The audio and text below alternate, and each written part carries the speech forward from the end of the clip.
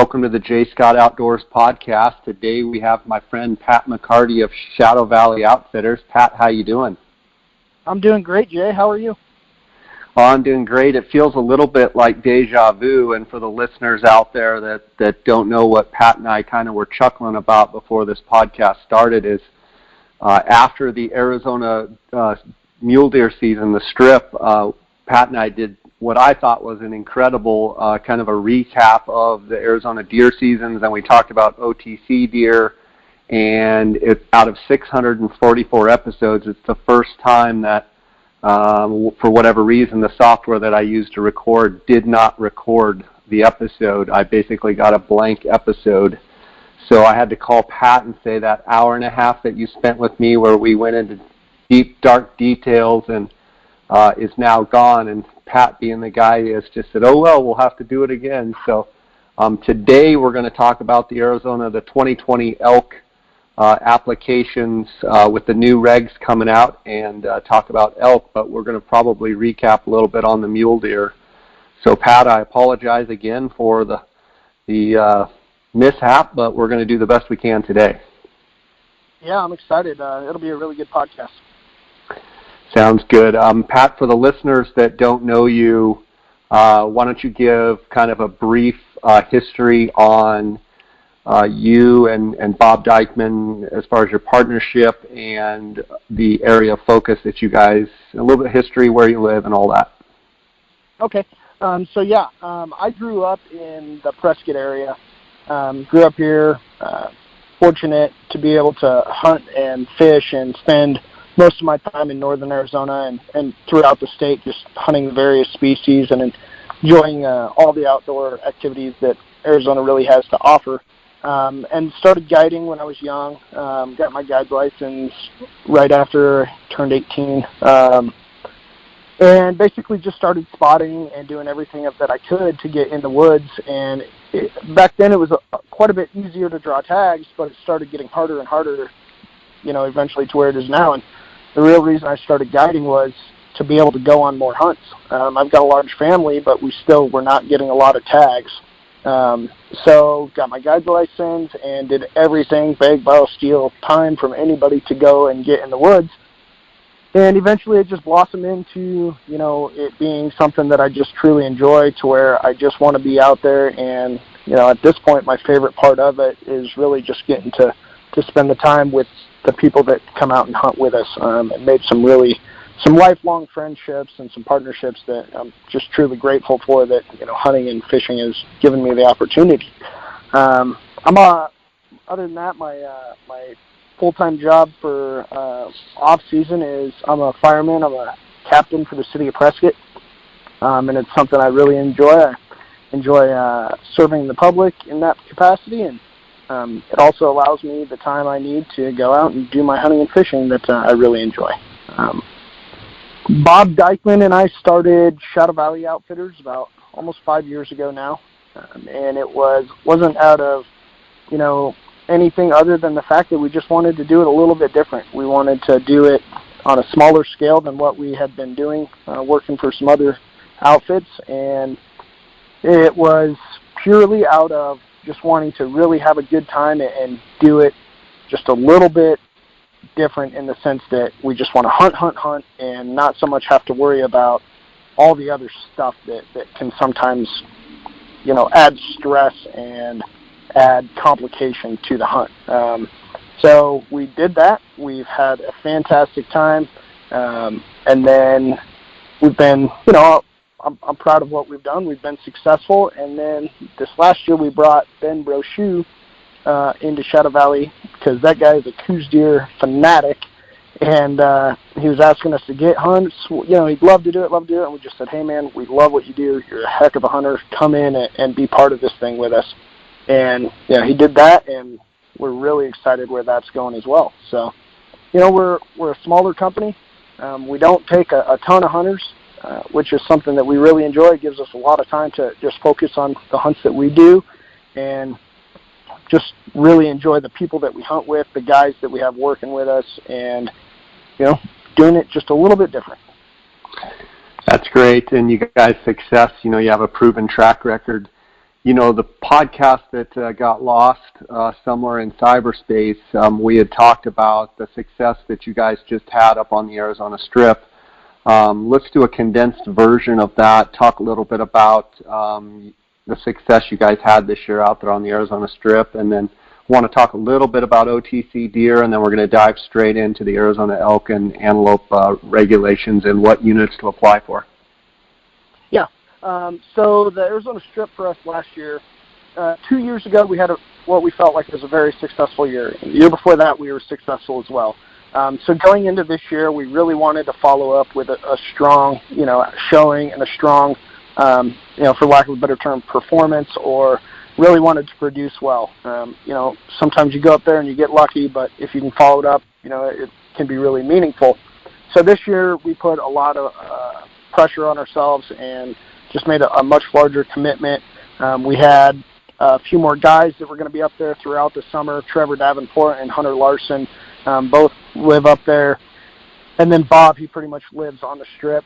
So going into it, we set very high expectations for ourselves, and, we did very, very well. We're very pleased with how it came out. We went up there on the archery hunt, and we killed some fantastic bucks on that archery hunt. Killed, I'm going to say, 4 big deer on that archery. And if guys actually have an opportunity to draw that tag, it's something they should really consider. I know there's a lot of guys that want to hold out for that rifle tag, and that's right for a lot of people.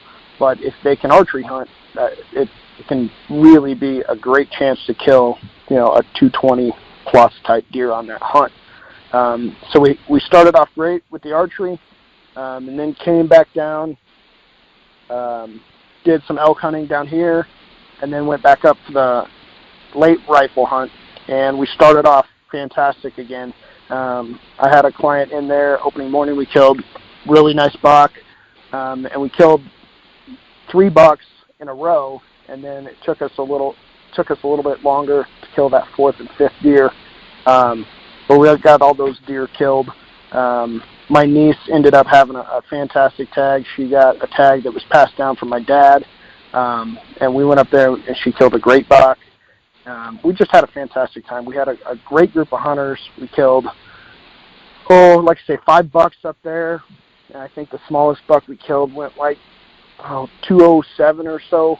And it was fantastic. We couldn't be more thankful for the guys that we have up there and the people that we have putting in work and really making it happen. So we're looking forward to that again next year. Yeah, for sure. You guys do such a great job, and you guys have a huge passion for those big deer up on the Arizona Strip, and encourage the listeners to check out their Instagram page I believe it's at Shadow Valley Outfitters, and then at the end, Pat will give the website as well. I think it's shadowvalleyoutfitters.com, and see those pictures of those giant bucks, both velvet and hardhorn.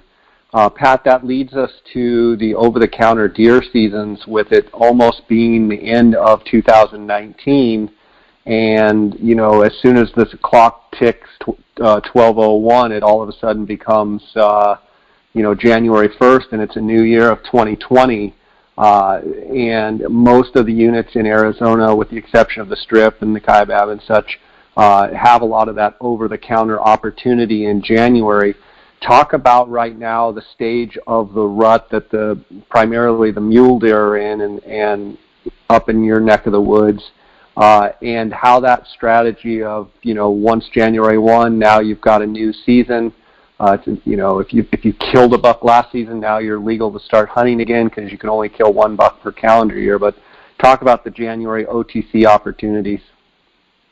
Yeah, so up here, Prescott and north of Prescott, the Unit 9, Unit 10, Unit 8 stuff, the deer they're really starting to get full swing in the rut. It's been good so far. We're not doing any hunters in December. We're having our hunters start in January. It just kind of, the way it played out for us this year is actually really nice for us. We finished up that late rifle hunt and didn't have to pound away right away at the OTC. And usually January is a little bit better for OTC in our area. And then, you've talked a lot about it, how it moves further south. The rut will pick up later and later. But for us right now, the OTC hunts are going really strong. The deer are picking up the rut activity. That's why Bob couldn't join us today. He's actually out chasing a big buck and just couldn't make it back. So talking a little bit about that changeover, so the rut is usually a lot better in January. That's just the way it goes. It's colder. They get that cold snap, moon phase, the deer start to cycle, and it's going to get a lot better. But you got to be careful. When it strikes 12:01, it becomes January 1st, 2020. Those guys that have a lot more points going into this year and have aspirations for the strip or the Kaibab or whatever the case may be, you need to pay attention to that. If you want to go out there and kill an OTC buck and that's your goal, do it. Fantastic. But if you're wanting to go hunt the strip, if you're wanting to hunt some of those tags that you have to have higher points for, you need to be thinking about this. So you kill one deer January 1, you're done for the rest of the year. Now, you can still get your bonus point, but you're done for the rest of the year. And, up to this point in the year, we've had fantastic moisture throughout the winter. It's been usually November, December can be a little bit drier for us, but gosh, we've had more days of rain and moisture than we've had dry. So going into this next year, our expectations are already starting to be positive, and we got a long ways to go, but it's already starting to look better. So guys really need to pay attention to that. That being said, kind of like we talked, if you have the goal to go out and get an OTC deer with your bow, January is the time to do it. You get out there, you're going to see deer, get up, start glassing, and you're going to run into bucks. Be patient. There's going to be a lot of deer moving around. Pat, I get a lot of questions on my Instagram, and it seems everyone's searching for the OTC like there's a secret unit out there that nobody knows about, and all of a sudden there's going to be giant bucks behind every tree. And I try to explain to them that really across the state, in the month of January, if you can get out there in the prime time and spend some time out there, every unit is going to be about it at its best. In other words, rutting deer everywhere you look. It doesn't mean they're around every tree, but when if you can get up and see some country and you see some mule deer specifically, you're going to see rutting activity. And there's no better opportunity to witness mule deer than when they're rutting, because they're a lot more visible. They're out in the open. They're chasing does, and quite frankly, they can get so dumb they just walk right in front of a vehicle chasing the doe and they don't even look up. Up there in the country that you live in, and then we'll talk a little bit about Ben Brochu down south, but 8s, 9s, 10s, 17, 18, 19s, talk about just a broad spectrum of units that guys have opportunity to see deer in. Yeah, you can go 20A, 20B, 17B, 17A, and just work your way through the whole central Arizona, 9, 8, 10, 7's on draws now, but 19B, 19A, there's a ton of these units. Literally just open up the regs, find out what unit is closest to you, and make sure it's open. It probably is. January is huge as far as how many units are actually open, and just get out there. We've talked so much about being persistent in your plan. There's so many guys, we get the same questions, Jay, hey, where's a spot that I can go? To be honest with you, just get in the woods. Just go and get out, and you're going to end up seeing deer. It might not be right away. You might not, you might have to bounce around a little bit, and some of the podcasts we've talked about is talking about glassing and using, some techniques, working ridges and whatnot. But the biggest thing is for people to just get out, In Arizona, there's so much hunt pressure and there's so much opportunity for everyone to get out. The guys that are successful are the guys that are out there. That's the key, is being out there and being persistent. If you are seeing deer sign and you're seeing deer in one area, maybe you just haven't seen the buck you want, stay persistent, stay in that area. With this rut, you're going to be surprised at the deer that are in there that you don't see until the rut is in full swing. And you're going to be surprised with the bucks that you see that you won't see until the rut is in full swing. You talk about that rut being in full swing. Talk about kind of what stage we're at now, when full swing rutting, when do you anticipate that, and then when is that period of time when you kind of expect things to start, tapering off? As far as give me actual timelines of dates for your country up there that you're kind of in. So like right now we're seeing like a lot of big bucks that seem like they're checking on the does. So they're staged. They're waiting for these does to go into the rut. So like it could be tomorrow as far as when the rut really starts to slam up here. So usually January 1, the rut is like, it's rocking and rolling around here. So this is 9, 8, 10, 19A, 19B, all that country up here, 20A, 20C, all of this stuff up here. It's going to be right around the first of the year is when the rut is in full swing. Right now, like I said, you're seeing a lot of deer, a lot of does, there's a lot of smaller bucks around, and then you're going to see bigger bucks in the area around them. And the bigger bucks are starting to look swole up. They're starting to kind of strut around. They're not really paying attention to their surroundings as much. They're just, a lot of times you'll see them moving through the trees with their heads down, just smelling, trying to pick up a hot doe, trying to pick up a track of a hot doe. So we're watching that right now. And then, like I say, a flip of a switch, this storm that's rolling through right now, if we get like a super hard freeze, it's going to be really good. We've got a guide out right now with one of the late December tags, rifle tags, and he texted me. He just said, man, we're seeing a ton of deer. He's like, we're just looking for the right deer. Seeing a ton of deer, just got to find the right one. And that's kind of where we're at. As we go into the next 2 weeks, till mid part of December, it's going to be awesome. Of January. Yeah. If you have the opportunity to be out during that time, as far as like the central and northern Arizona times, you got to get out there. It's going to be really good. And then there's going to be pockets of deer and there's going to be areas of deer that will continue in further into January. But usually by the end of the OTC season, it's starting to slow down. Now, southern Arizona, like we've talked about, it will start later. So full swing of the rut may start, a week and a half later as far as in January, so 7th to 10th, somewhere in there. And then it's probably going to carry through the entire month. So for the rest of the season, you're going to be able to get out there and see bucks coming in, grabbing does all around the deer. There's going to be plenty of deer moving, a lot of deer activity. And then the other thing is this, there's going to be a lot of deer watering. They water more during the rut because they're active, they're chasing, they're moving. Now we've got a lot of moisture, but still they're going to be around those same areas. So guys need to pay attention to that. We're still in Arizona, it's still arid. So if you're having a hard time maybe spotting stock, maybe you need to consider sitting over water for this, even if the rut is going in full swing. Awesome. Pat, let's dive into the Elk and Antelope regs. Before we actually do that, give us a recap of the 2019 elk season from Shadow Valley Outfitters, from an archery, early rifle elk hunting, and then into the late hunts. How did you guys do in 19, and what did you see out there on the landscape? Yeah. So, like everybody, we were super, super excited about what 2019 held for the elk. We had great winter moisture. We had a good monsoon. So everybody was really excited. And if you follow us on Instagram, we showed a lot of pictures coming up to the season. And we, to be honest with you, we share pretty much all the pictures we get from scouting, just because pretty much anybody can go out and get pictures or trail cam pictures or anything. And it's rare that you're actually going to target one bull that's on camera in the same area. And, we talked a lot about the pre-rut to where bulls will move. So we're really open with information as far as that stuff goes.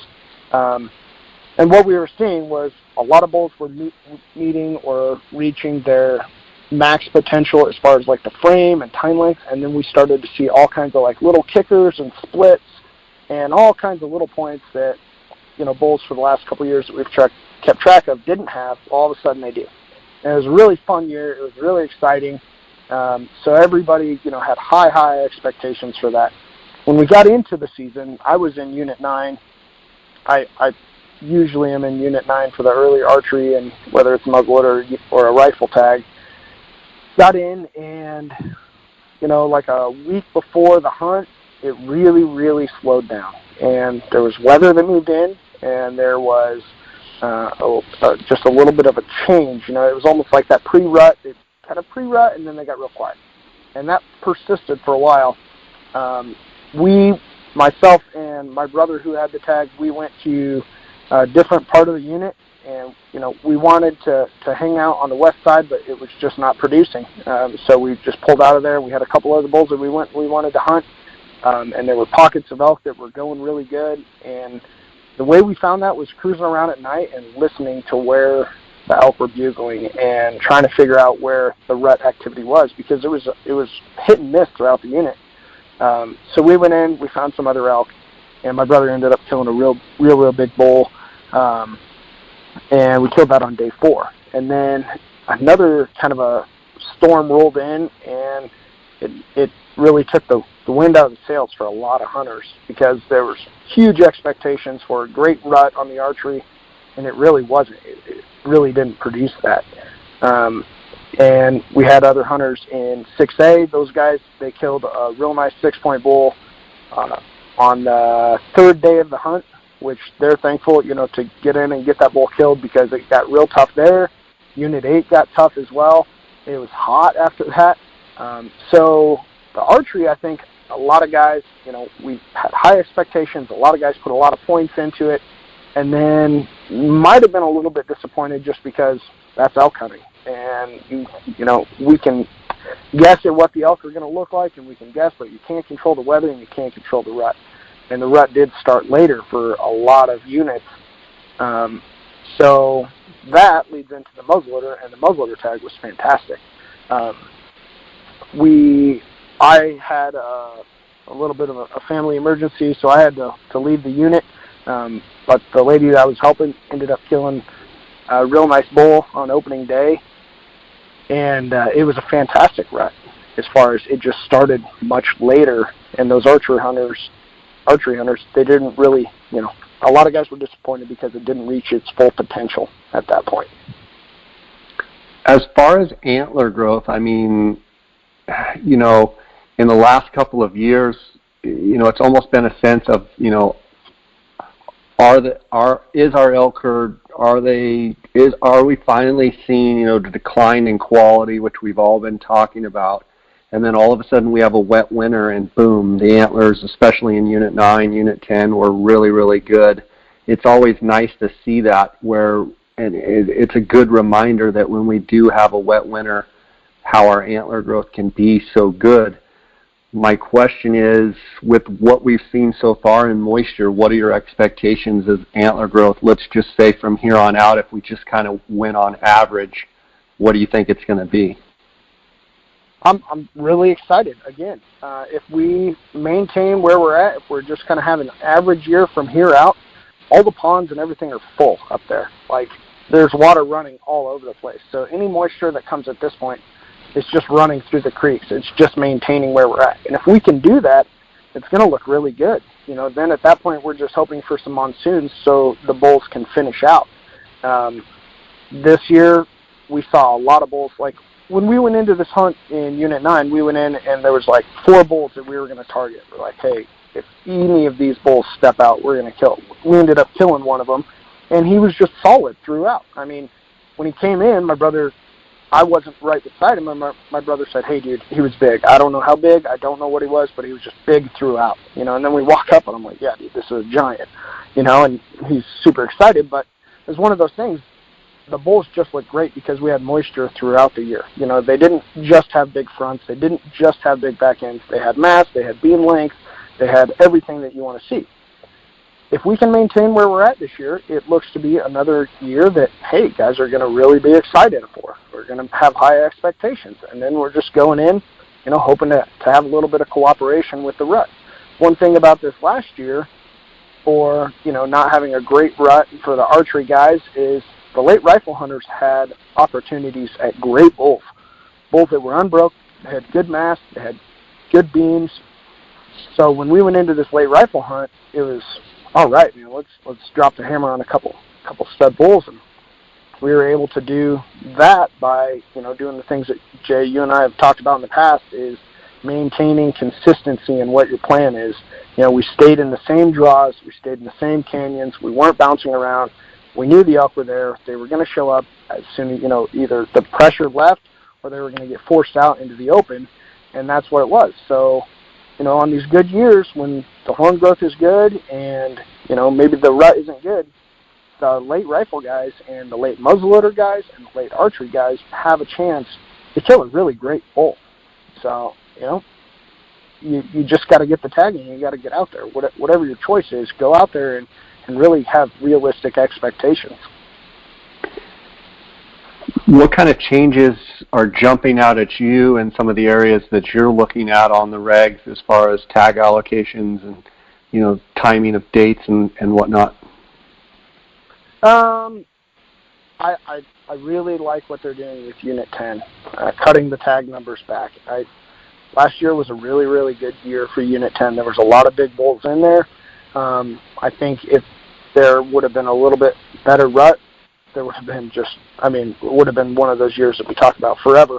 But I think that did play a little bit of havoc. But it seems like they're bringing the age class back up. So they've cut that back down to 100 tags, which is awesome. The only issue with that, and the only issue that could be with Unit 10 is access. There's all kinds of stuff and rumors of what's going to happen with the ranch, and, that's for another conversation because you could spend 2 hours talking about that.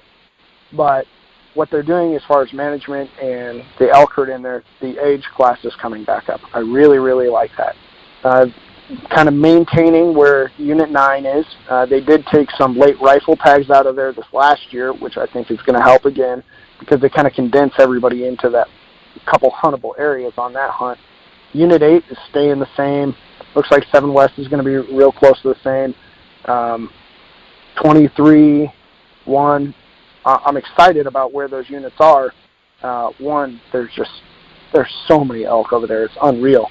Guys can go over there and set a goal of, a 350 class bull, and if they just hunt hard, they're going to see that, and they're going to have a chance to kill a really nice bull. I like the fact that they dropped the tags in 1 on the archery hunt. They dropped it from 300 to 250. I think that was a good move. Oh, I do too. I've always thought that unit could be the best unit in the state just because it gets consistent moisture, and now with these burns, there's feed that is unbelievable over there. So guys can go over there and glass and glass and glass, and usually they have good rut activity and have a phenomenal hunt. So that is one that we definitely have our eye on this year. As far as the seasons go, like the start dates, it's early-ish. It's not pushed back, but I think it's going to be okay. It's just hard to say at this point. It really is. You just got to take your best guess.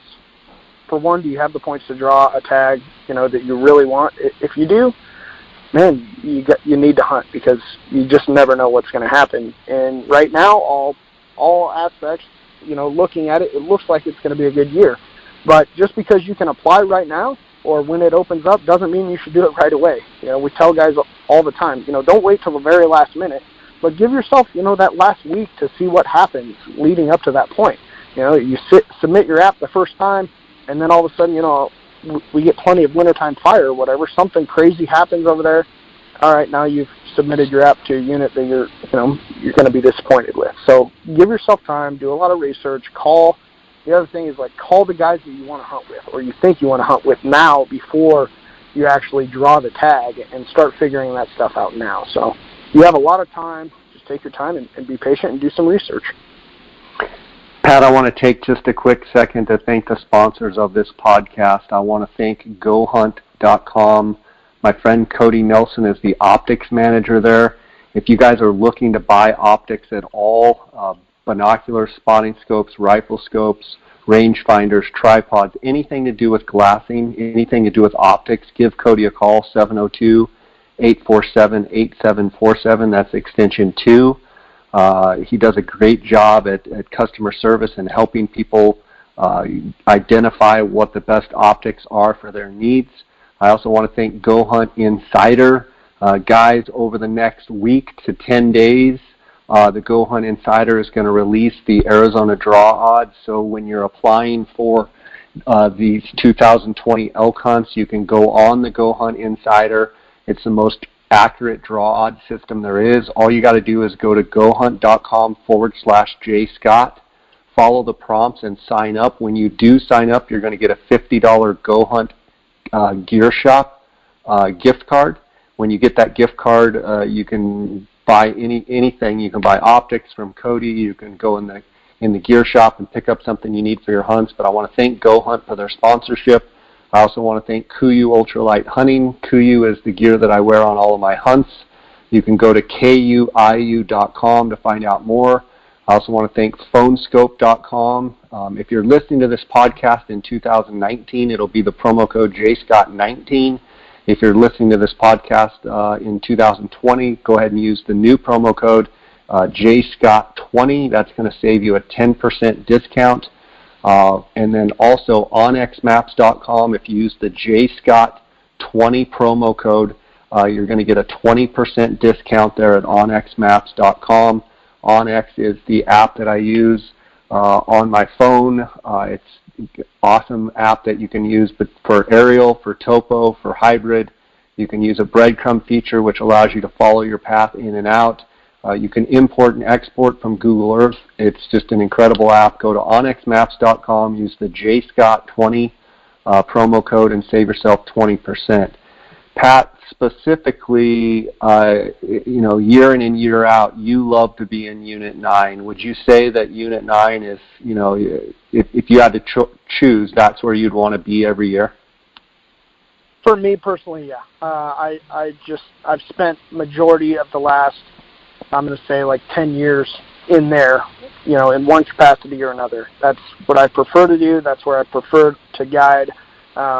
I really split my time between 9 early season and occasionally late, and then on the Unit 8 late hunts is where I'll usually be. I prefer it. It's just, everybody has their kind of spot, and Unit 9 just happens to be mine. One of the units, and just for the listeners out there, I'm going to be going through with 8 or 10 outfitters in Arizona, just like I'm doing with Pat, and we're going to be going over specific units and what have you. But one of the units that doesn't get talked about a whole lot is a clump of units that's very near to where you're at, Pat. And I don't know how much experience you have in them, but you would be a perfect person to ask about those. You hear about the block units. Would you kind of tell us what those block units are, and then talk a little bit about that clump of units and your experience, whether it be personal or from growing up and living right there, how those units hunt, the condition of them, what stage they're at? Yeah, so the block units are a group of units that are what they call limited opportunity, and that's what they truly are. They have a high number of tags and a low density of elk. There's a few places in those units where elk hunting can be phenomenal. Unfortunately, a lot of those places are locked up ranches, like the Double O Ranch and some of the northern ranches, the Anvil Rock and stuff like that. There's good elk hunting on there if you can get access, and access is few and far between. For the rest of those units, you really have to be careful. If you just want the opportunity to go out and get in the woods and go hunt and have a tag in your pocket, then this might be a really good option for you. If you have few points and you just want to get out, you want like an any elk tag, something along those lines, then yeah, fantastic. Go out, you'll knock your socks off, set your expectations to be hoping to find an elk, and go out and have a great time. If you have a lot of time to go out and do scouting, then you can dig up a good bull. And, when I say good bull, I mean 330 type bull. There can be bigger bulls. There are bigger bulls that are killed out there every year, but usually the guys that kill those bulls put in a ton of time. I don't really recommend people that have a lot of points, and when I mean a lot, I'm talking like anything over 7 points to put in for those. Non-resident, I recommend that you don't put in for that tag, because more likely than not, unless you're hunting with someone that really knows their stuff in those units, you're going to be disappointed. And I would much rather see you wait a few more years to draw a tag, and whether you hunt with us or you hunt with somebody else, that's neither here nor there. I want to see you enjoy your hunt and have a good hunt. If you're putting in for that hunt, you need to have reasonable expectations, and a lot of times that is to try to find a 6-point bull at all. They're tough. They are exactly what they say they are. They are a limited opportunity. But if you have the time and you can put in a lot of work to locate good numbers of elk, or you either have the time or to go and volunteer at ranches or the cash to get on them, it can be disappointing. And that's just, it is what it is. There's guys that go out there and they're successful. And they have success year after year, but usually they put a ton of time in there. Pat, we've got a series of questions from listeners out there. I want to go over some of them, and you and I answer them. You think there will be more holdover elk from last year, and that the winter storm during the late hunt hampered some people's success? I absolutely think that the winter storm hampered a lot of people's success. For us, we were able to be successful because we were out there. We were pounding the same spots that we normally would. We saw a great number less people than we have in the last few years in Unit 8 where we were at. We were in Unit 8, 7, and we were in 5. And, like in the 5s, they closed half that unit. They just closed it and didn't open it up till I think like Monday or Tuesday. So the whole opening weekend, people couldn't get in. And if they had trailers in there, they had to go in and get them out. So, yeah, I think we're going to see a lot of potential going into this next year because, a lot of elk didn't get harvested on these late rifle tags and even these late cow tags because even after the snow melted, where we were, we had like 16 inches of snow. So that made it difficult. And then as soon as we were rolling out, the hunt was over, there's just mud like you wouldn't believe. So a lot of people couldn't get into where they were going, and a lot of people just said, hey, I'm not going to deal with this. I'm not even going. And the other thing it did is every year we talk to guys, and they say, yeah, I think I'm going to do it, and then, they talk to their buddy, and their buddy says they're going to be there, and, oh, I've got this guy, and I got that guy, and I got this guy coming, and I'm just going to do it on our own. Fantastic. If you have the people who do that, that's awesome. I hope you kill a giant. And then this year came, and all the buddies kind of bailed because the weather was horrible, And for us, we're going either way. So we had a successful year. We saw a lot less people. And I think that, I don't know if it's going to be noticeable to the average hunter. I don't know if it'll be noticeable to us at all. But there were less elk killed, I would imagine, than previous years just because of the weather. Yeah, and don't you even think that even though the antler growth was great, the dry monsoon, the archery, I haven't looked at the archery success numbers, but I mean, I've got to think there were some guys that did not fill because the rutting was not as intense, and you might even get some holdover bulls from that as well. Oh, yeah, I agree 100%. There was I talked to a ton of people in Unit 9. We killed on the first Monday, and guys were like, oh, my goodness, man. I wish I would have killed that bull that I saw on Sunday because now I can't even see a decent bull.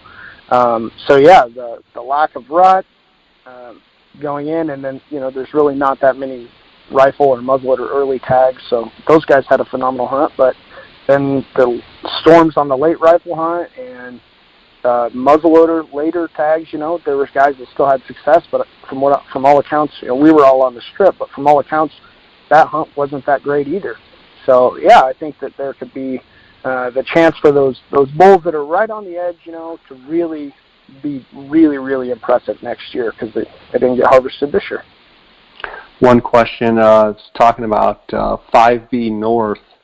The season date for the archery got bumped back a week, even though there's not the early rifle hunt is in 5B South in front of the archery hunt, but they went ahead and bumped the archery hunt dates in 5B North back to starting on September 18th. The question here says, what do you think of the September 18th start date for bugling and activity in 5B North? How do you think that hunt will be? I would say that I wish they did that across the state. I would expect that to be a great thing for that hunt and those archers. Just having that extra week, kind of like we talked about with this last year, 1 week later, all the muzzleloader guys and the rifle guys had a phenomenal hunt. If they could have pushed these archery hunters back 1 week, like we usually think it would be, the second week of the archery hunt would be great. So yeah, if you like 5B, that is a phenomenal choice. Question here, drought situation, ? Your thoughts on statewide drought? Well, I'm currently parked in a giant mud puddle. So there's really not much drought from what I've seen. I think we, as far as, overall state moisture levels, we're looking about as good as we possibly can for the last, 10 years or so. We had a great winter last year, okay monsoon. We've had a good winter so far. It's looking very good. I mean, if guys have points and they have an opportunity to draw a good tag, you need to be putting in for that tag. Question here, which units have more opportunity rather than trophy quality?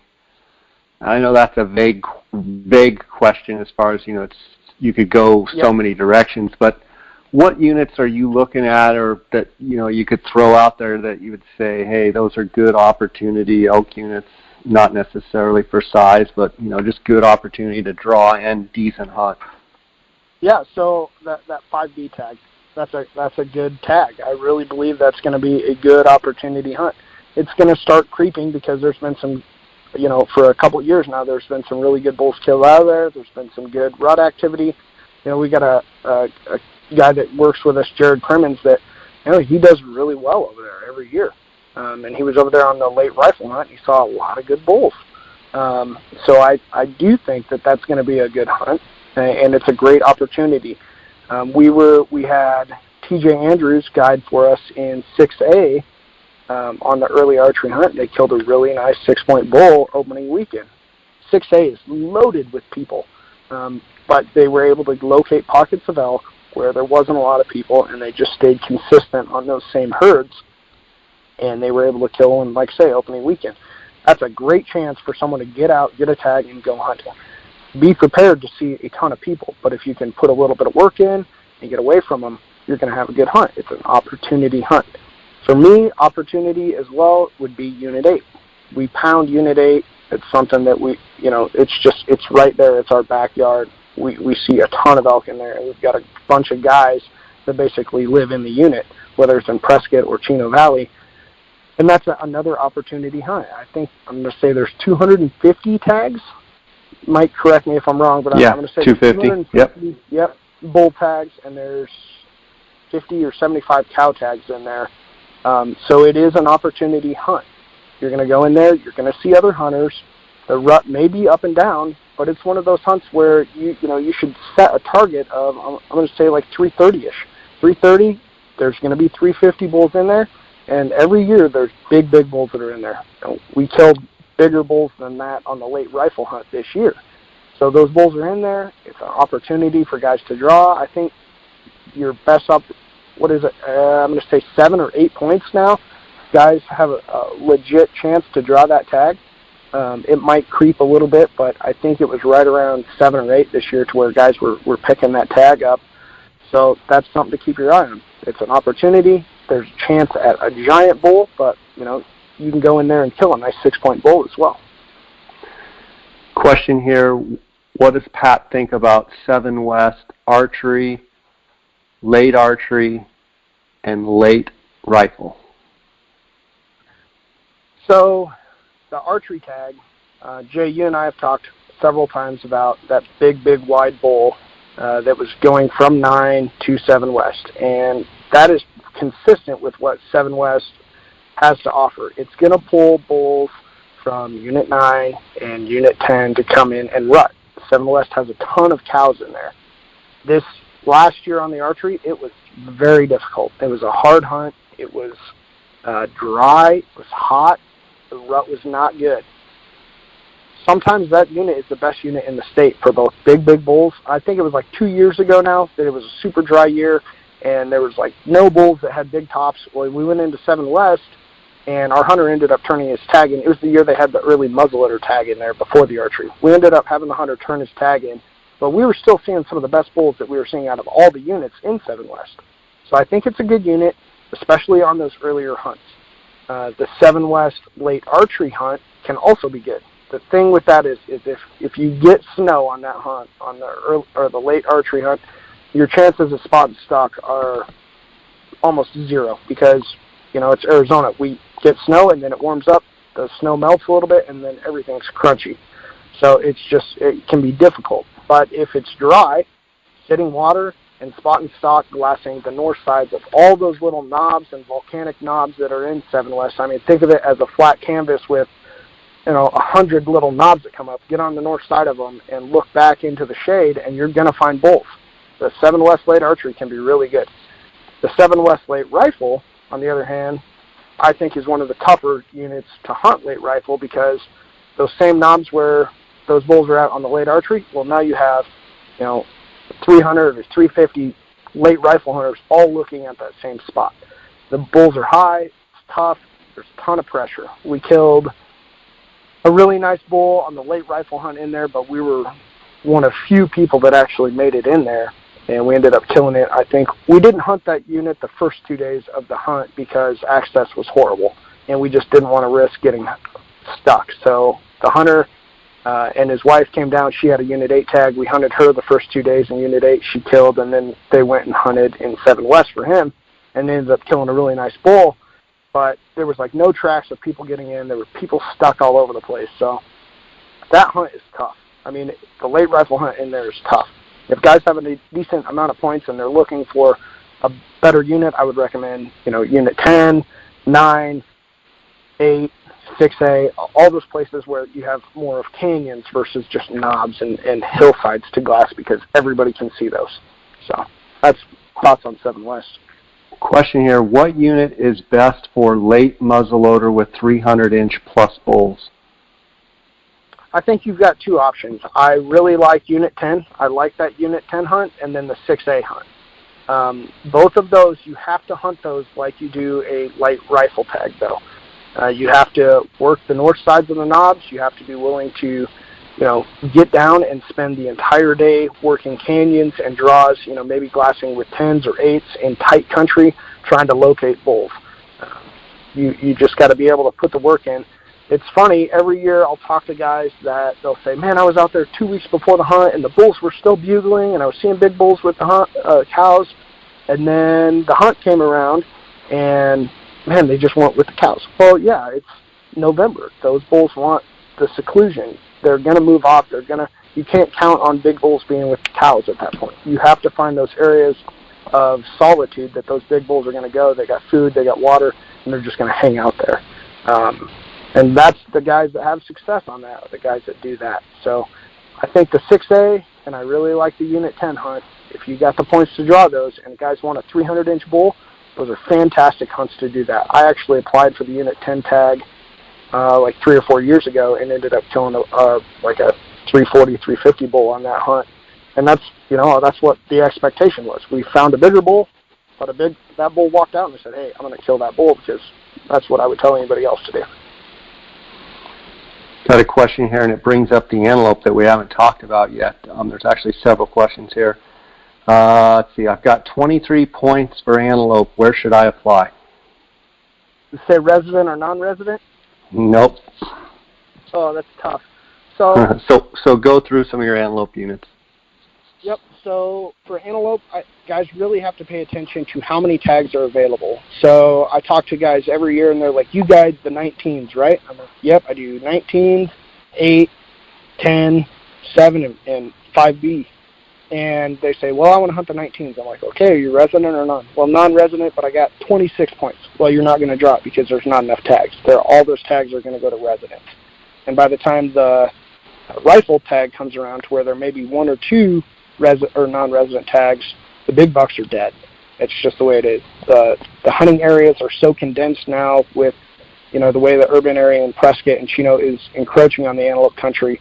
There's just not a lot of room. And with the Arizona Game and Fish's rule that I don't think a lot of people are aware of, it's a quarter mile from within any structure at any time. It's not just with a firearm. It's archery as well, or muzzleloader. Guys really got to be paying attention to that because a lot of the huntable area is really close to homes. So you got to pay attention to how many tags. For non-residents, I really like the 5B, and I still really like the 10. It seems like that unit has started to produce again, so guys can go in there, and their goal should be an 80-inch buck on that. You can go out there and you can find bigger, but I'm going to tell you realistically, you need to have goals of 80s. So that's kind of, I really like, if they're a resident, I still like the 19s, 19A, 19B. If they can do archery, that's going to be your best chance at those big bucks. A lot of the big bucks get killed before that with the advancements of archery equipment and hunting technique. And to be honest with you, I just think we're seeing better hunters than we used to because information is so easily accessible. And, that's awesome. We should all be excited about that. But if not, if you want to do the rifle, then I think 5B and Unit 10 is going to be your best bet. There's a muzzleloader hunt in Unit 8 that can produce good bucks, not fantastic bucks, but good bucks. And there may be a sneaker that goes, upper 80s in there from year to year. But, yeah, there's a couple options right there. Got a question here. How good are antelope's eyes from a bow hunter's perspective, please? Oh, that's a great question. So, antelope they're like one of my favorite animals to hunt. I love to hunt antelope. And what I've learned is if you can close the distance, like they're going to see you at distance. They are used to seeing their predators and their things that are preying on them at distance, right? They have great eyes. They're keen on movement. And they're used to seeing stuff. Just because where they live, they're used to seeing stuff a ways out before it ever gets close to them. What I have learned, I think my first archery antelope tag was like 96, and I've pretty much been consistent on having archery antelope tags or hunters ever since then. And what I've seen is if you can close the gap without them seeing you to about 100 to 150 yards, then curiosity kills the cat with those suckers. They'll get curious. They want to know what you are. If they're rutting, they can be really harvestable, and you don't just have to sit water. You'll talk about guys that flag antelope bucks during the archery or decoy. I love to decoy bucks during the archery. Now, decoying is not legal during the firearm seasons, whether it's muzzleloader or rifle, so guys got to be aware of that because I'll still see guys out there, and it's just because they don't know. But be aware of that. But they get super curious. One strategy that I've used the last, I'm going to say like 10 years is if the bucks start chasing each other or they start chasing does, and you'll see them do this consistently to where they'll take one doe and they'll run her. And you can watch them run for a mile to a quarter of a mile, somewhere in there. They'll run off. They'll leave another herd of does. They'll just up and leave them. They'll take that hot doe. If you can, at that point, run to where those other does were and scare them off and get in that area, those other bucks will almost always come back to where they left the other does to try to find them. And we've killed 3 bucks in the last 2 years doing exactly that. So the buck's done chasing the doe and comes running back to where he left the does and walks right into you? Yeah, it's unbelievable, and it's amazingly consistent. Like if you can get within 100 yards of that last spot, usually 100 yards closer to wherever the buck went to, he's going to come back looking for those does that he left. And if you can run them the opposite direction, like get in between them, it's unbelievable. They will almost walk right over the top of you. Got a question here. In-depth overview of Unit 8 late elk. Thoughts on quality going into 2020? I would say that 2019 was our most successful year in Unit 8. We killed 7 out of 8 bulls. Everybody had an opportunity at a big bull. When I say big, I'm talking like 330 plus. We saw a lot of big bulls that were unbroke this year, and I think, for us, on that podcast that got deleted, we talked a lot about how the storm's going to come in and it's going to dump a lot of stuff, but it's not going to change the behavior of the elk, and it didn't. It changed the behavior of the people. We got into the same spots. It took a lot of work to get to where we wanted to go, but we hunted the same spots as if it was dry, the same canyons that bulls usually push into, the same stuff that we scout year after year, and that's where we found bulls. So I really enjoy the Unit 8 late rifle hunt, and guys can be successful in there if they're willing to put in the work. There's a lot of tags, and you're going to see a lot of hunters. You put the work in, and you have a chance to kill, a 330 type bull. We tell our guys that, hey, our expectations on that is just that. If you see something from, an unbroke 6, 320, 330, you should really consider killing that bull. This year, we were fortunate. We found a lot of big bulls that were better than that we were able to harvest just because of the time we spent in there prior to the hunt. And then the snow came in, and it really helped a lot of people that put time in to know where the bull's at. If they could make it in, they could go in, and those bulls were going to be there because they didn't really want to move around in that stuff. It was blinding snow. They couldn't see. They wanted to hunker down, and it just kind of held the elk where they were at. So going into 2020, if guys are sitting in that, 3 to 6 point range, residents, and they want to go in and they want to go hunt, or if non-residents are getting up there to like the 8, 9 to where they're in that bonus point pass, and they want to go kill a 320 to 330 type bull, I think that's a great hunt for that. It's an opportunity hunt. You have got to be able to shoot, though. Every year we talk to people and they're like, what can I do to make myself successful? Well, when the opportunity presents itself, make it happen. And you hire us to do the legwork and to find you the bull. Don't mess it up when that bull gets in front of you. So put the work in, and if guys want, that caliber bull, I think that's a great hunt for that. I really do. It's one of our favorite rifle hunts. Next question leads right into that. What were some of the late unit hunts your success photos on your Instagram were from? Yep. So our late unit hunt success was Unit 7 West, Unit 8, and that's where we were at. We had 5B. Those guys had opportunities, but because of like the closure of the unit and all kinds of stuff, it was just mayhem over there. Like I said, Jared was over there, and Jared did a heck of a job. It was just kind of crazy. But yeah, our Instagram photos out of Unit 8 and Unit 7 West, we pretty much put where we kill every bull on any photo. If guys have questions about where we kill them, just either text us, call us, direct message us. We'll share information. And if you just want to talk hunting, we're happy to do that.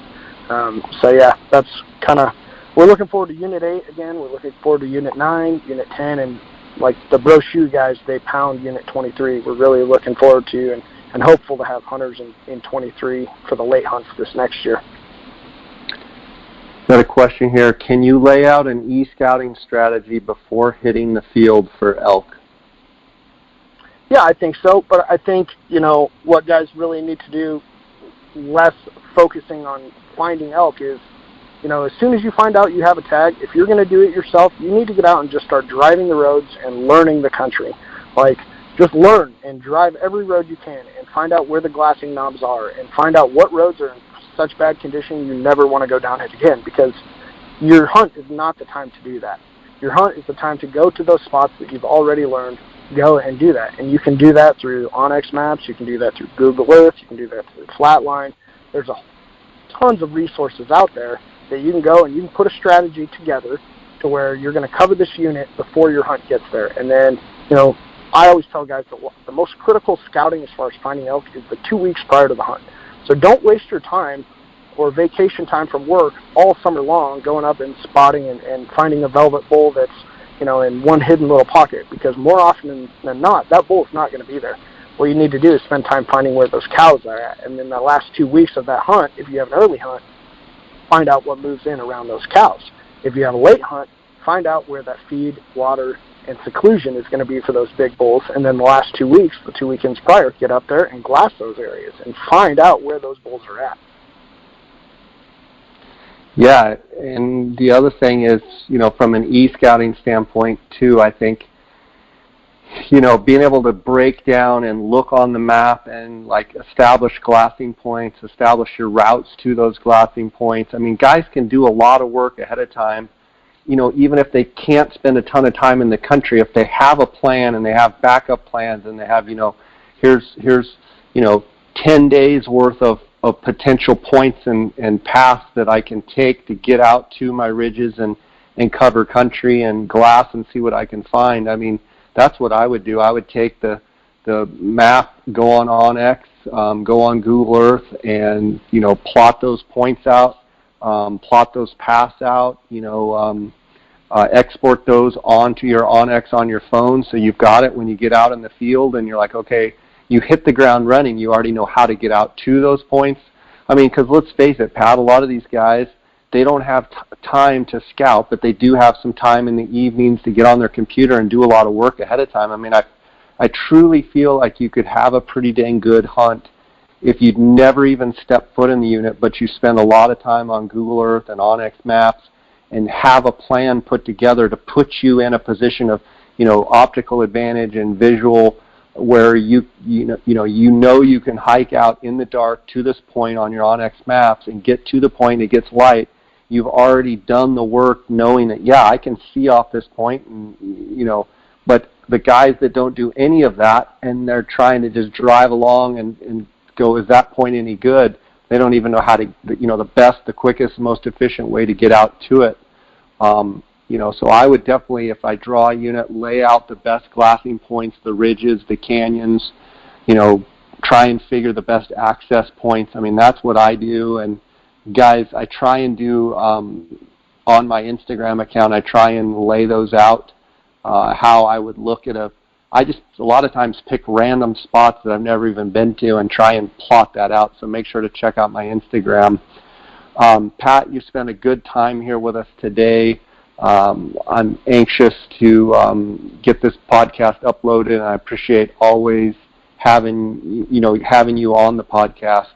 I want to give you a chance if you have any, final thoughts or concluding thoughts, and then tell the listeners how they can reach out to you. Yeah, so, kind of like we ended the podcast that unfortunately got lost out there. Really just take your time right now and do your research now. So when it comes down to it, I know everybody's busy, but you don't want to be the one at last minute when the Game & Fish website goes down and you can't get your app in or something like that. Do your research now. Start figuring that stuff out. Figure out, what your actual hunting goals are. Figure out what your expectations are, and then start making phone calls. I love to talk to anybody, whether they plan on hunting with us or not.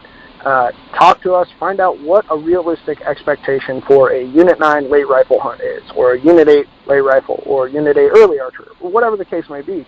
We'll give you honest expectations and what you should expect, and then find out what meets your hunting goals. Don't just blindly put stuff on an app because, you've heard it's a good unit or whatever. And then start doing all your research now, and then if you are planning on hunting with us or another outfitter, do your research now, because you don't want to be the one that is calling around with, a month left in the hunt trying to find somebody because you didn't have the time or you didn't have whatever the case may be to make it happen on your own.